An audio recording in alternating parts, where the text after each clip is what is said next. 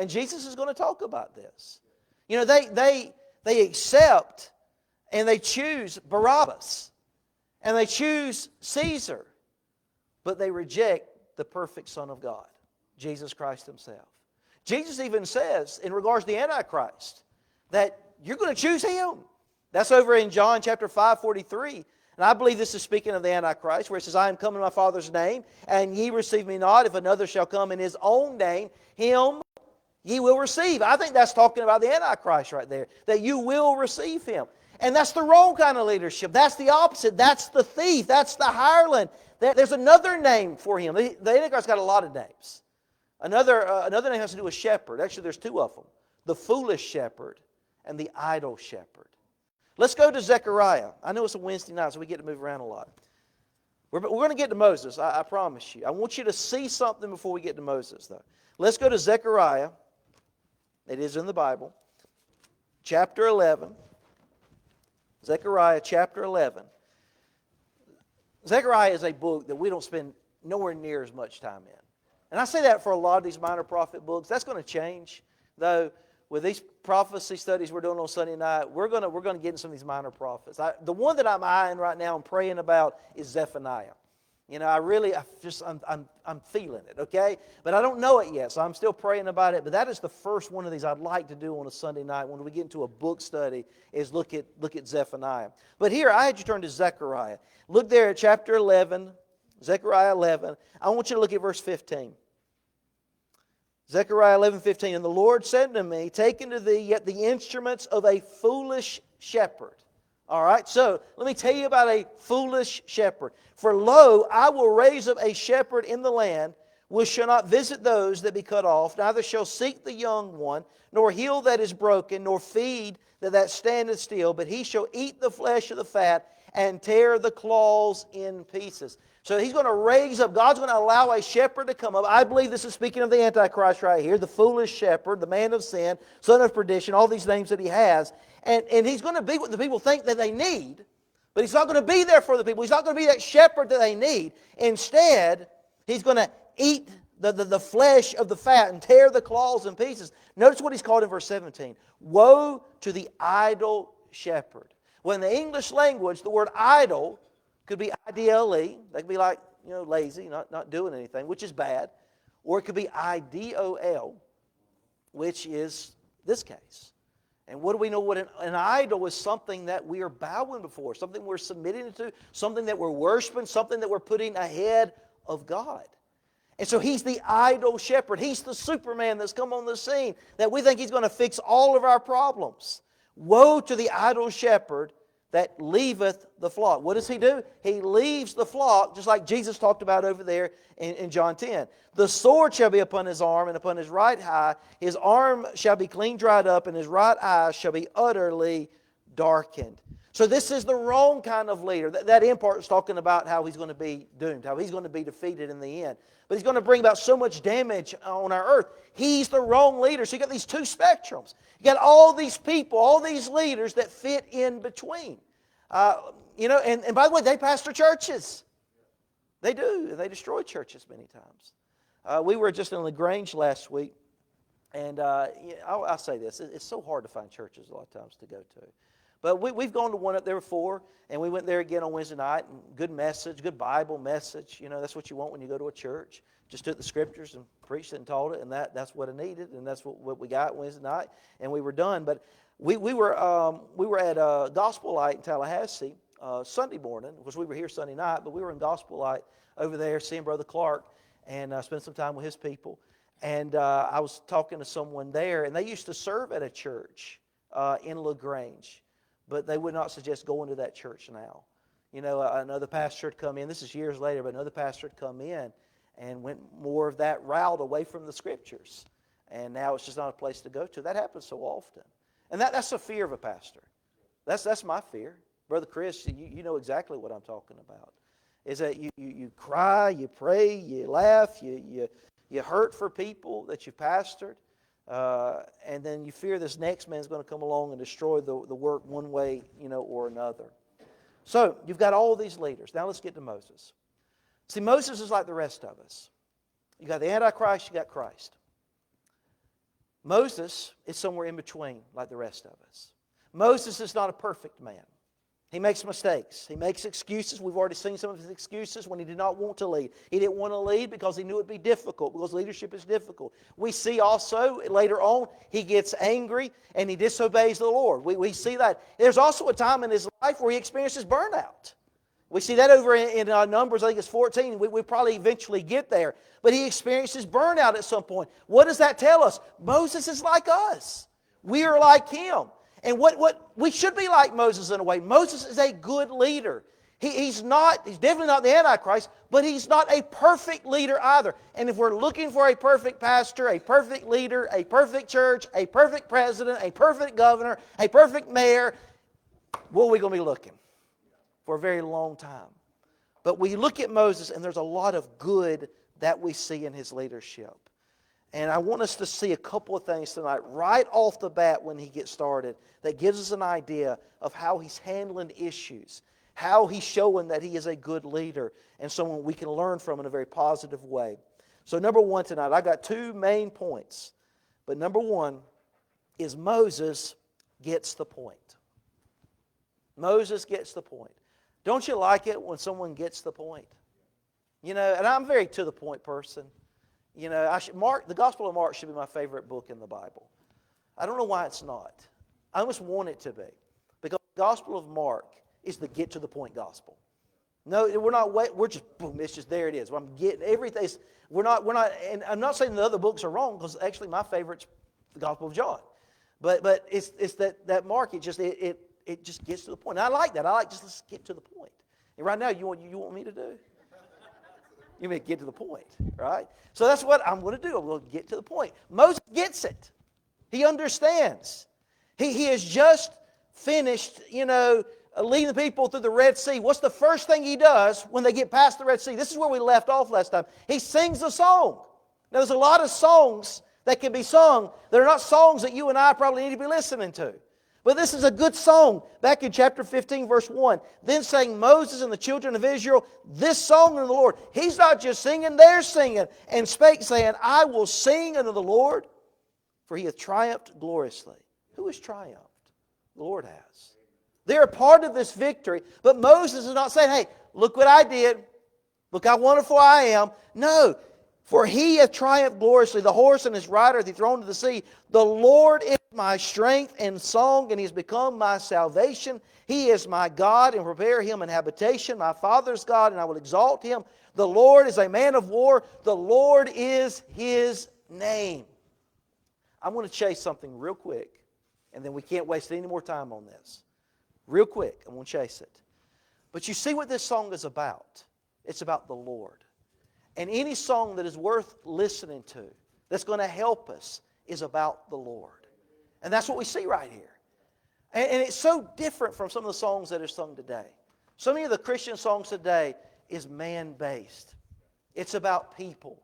You turn on the radio, whether it be Faith Radio or BB and so many others, the newer songs, they're so much about us and our trials. And yes, we got trials, we got tribulations, I'm not knocking it. But one thing that made the older songs greater songs is they focused on God and not our problems. They focused on God and not us. And I'll tell you why. This is where my rabbit comes in. I'll tell you why so many of the new songs are like this. Because they're written by people that only write these songs to make money. That's it. And when they're not writing songs for churches and gospel singers or whatever, they're writing songs for country singers there in Nashville. That's what's happened. We got one amen. But that's exactly what's happened. I wonder how many gospel songs are being sung right now written by homosexuals. It's there, folks. And we sing them in our churches, and we think God's going to bless something. No. And when you hear the songs, you realize, like, wait a minute, this must be a Christian song? This has nothing to do about God. They throw God in there every now and then to Christianize it, like they do with movies a lot of times too.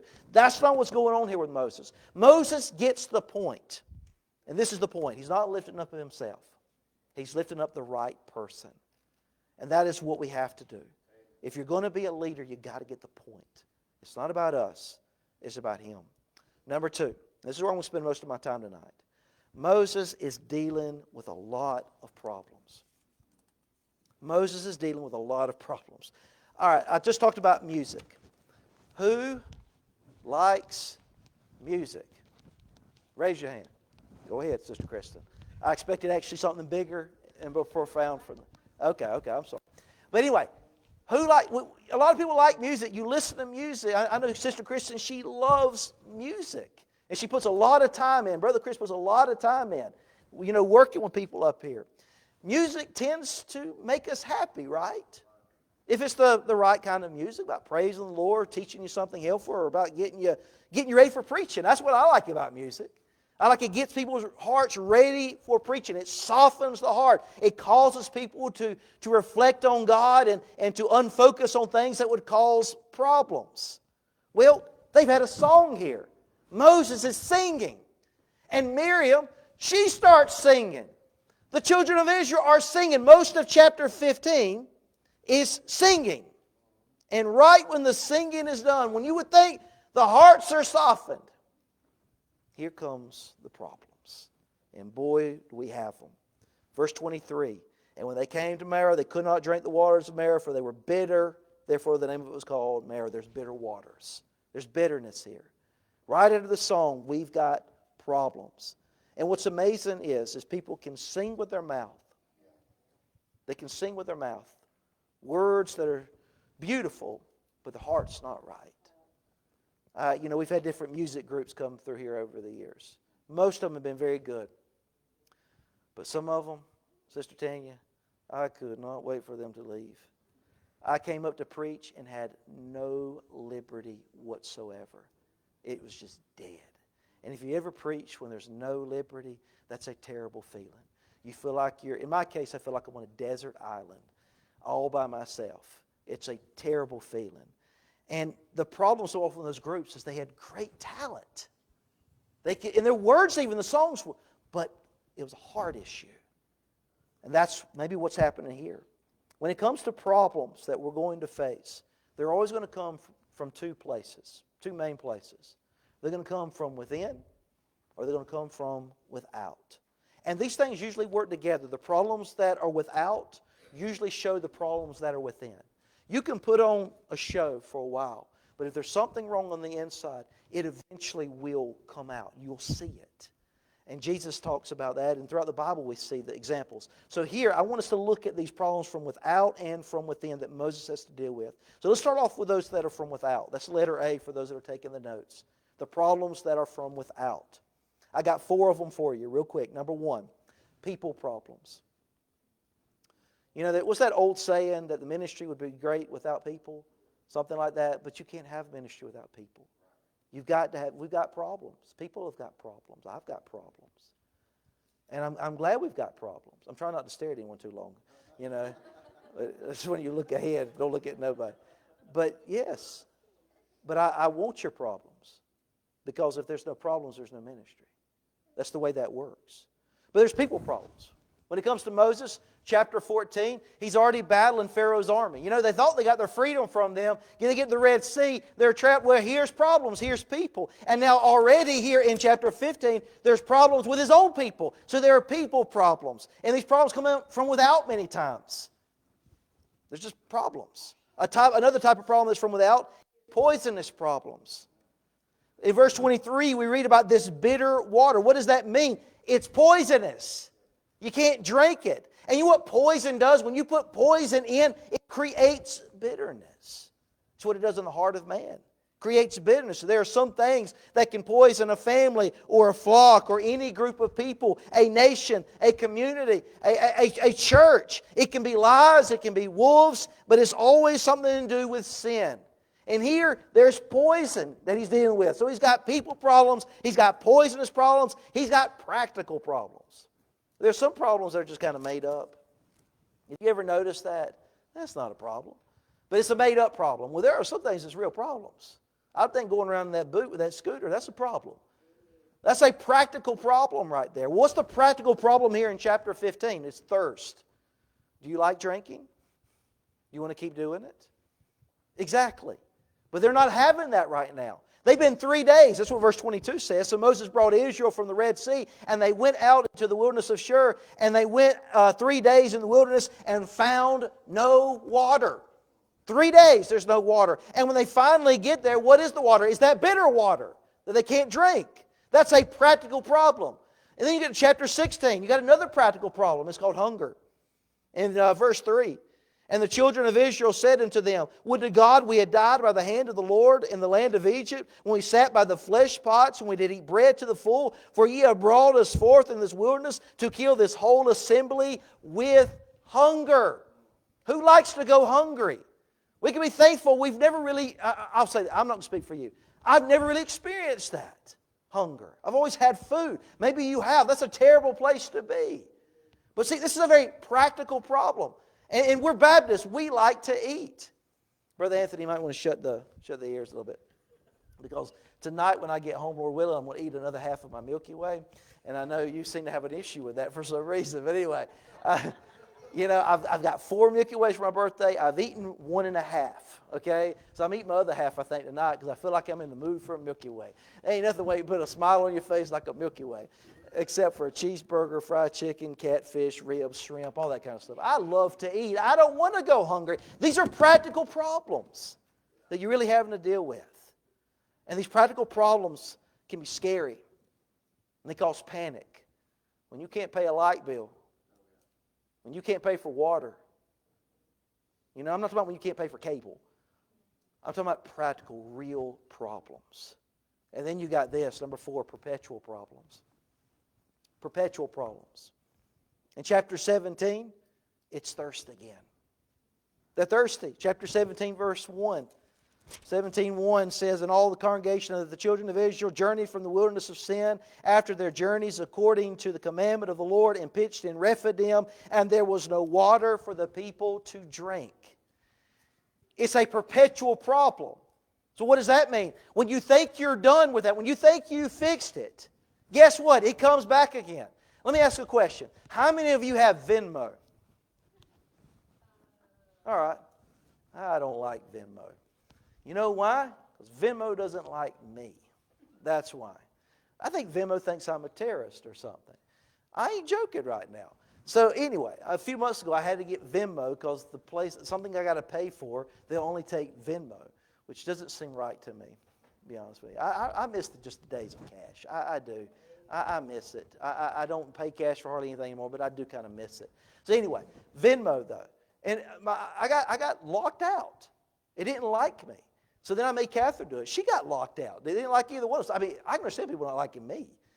But not liking her, that's impossible, I think. But anyway, so some months go by, I got locked out again. I hadn't even done anything with it, Finally, I even had Brother Steve and Sister Becky trying to help me. And they did help me some, but still, you saw the problems that I was having.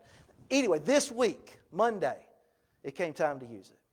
And I go to use it, and the person I got to pay is right here, and it lies to me, Brother Max. It lied to me. It said something for the first time. Your payment was, it said something about the payment. I was like, yes, look at that. All of a sudden, the same thing popped up again. Error. You're bad. Whatever. And I said, all right, let me see if I can pay through this guy. And he wouldn't let me again. This morning, I grabbed my phone. And I saw, so this was last night when it's not, I don't know when I said it. It was yesterday when I tried to do this. But this morning, I took my phone. And I prayed over that phone. I prayed over Venmo. And I asked God, please let this work. It worked. I got victory. Hallelujah. I know it seems like a small thing, but man, I've been battling this with since July. And finally, it worked the way I want to. Say, why did I mention it? It's a perpetual problem. We think, my biggest fear. I don't like talking about my biggest fear. But when you've had a stomach virus, and you've had it, and you got done with it, and you think you're good to go, and then all of a sudden it comes back on you. That's a problem. You didn't want it again. That's what's happening. It's not just thirst, though. It's not just that practical problem. Guess what? There's people problems again. As they had to face off against the Egyptians back in chapter 14, well, they have to go against the Amalekites here in chapter 17. Look at verse 8 of chapter 17. Then came Amalek and fought with Israel and Rephidim. It's another problem. Now, something that is interesting about these problems is Moses has now just become the leader. He just now got voted in as the leader of this flock. They just now left Egypt. And all the problems that I just named have all happened within about a month and a half. The hunger, the 2 times of people problems, the twice of thirst, all of these problems have all happened in about a month and a half of him becoming leader. And what does Moses do? He continues to lead. They're not even at Mount Sinai yet. They ain't even got the law yet. And yet Moses is still leading. He's not leading them to doom, even though they're accusing him of that. He's not leaving them out there in the wilderness. No. He's being the leader that he's supposed to be. These are problems from without. Now quickly I want to deal with the problems from within. Because these problems from without will reveal problems that are from within. So what are the ones? This letter B, from within. Let me give you 2 of them. Letter B is from within, and let me give you 2. The first one is this: the people's desire for the wrong comfort. That's a problem. That's a problem from within. You've had all these problems without. What comforts? And we've talked a lot about comfort in this series because it's something Moses had to get past. And the reason why Moses kind of dealt with so much, because he had to get past it, because he's going to deal with a people that would have to get past it too. What were they continually threatening to do? Go back to Egypt. Chapter 16, verse 3 is just one example.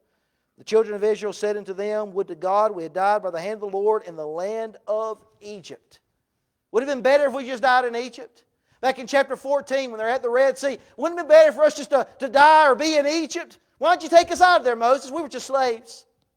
What is their comfort? Their comfort's the world. And in leadership, we see that so often. As a leader, you have to deal with the people's comfort zone. When something happens, when something messes up in their life, or they're struggling with their walk with God, typically their new walk with God. When people first get saved, I kind of always try to warn them, is the devil's going to try to hurt you. And what happens so often, if they don't get that grasp on God and trust in Him and lead on Him and make Him their comfort zone, they go back to the old comfort zone of the world. Whether that be drugs or alcohol or any other numbers of sin that I could name right now. They go back to that. It's the wrong comfort. And that's what Moses has to deal with. That shows problems from within, their lack of faith. But let me give you another one, a second one that's from within, is the people are complaining. Why are they complaining? They're complaining because their heart. People don't start complaining with their mouth until their heart's already been complaining for a little while. They've been silently, quietly complaining, and now it's out there. It's out there. And they are continually blaming Moses for their problems. We're in chapter 16, look at verse 2. And the whole congregation of the children of Israel murmured against Moses and Aaron in the wilderness. We could go back to chapter 15, verse 24. And the people murmured against Moses, saying, what shall we drink? We could go about every other chapter in Exodus, and we see the people murmuring. We can go over to Numbers, and we'll see them murmuring some more, complaining about Moses. And what does Moses do? He continues to lead. He continues to go.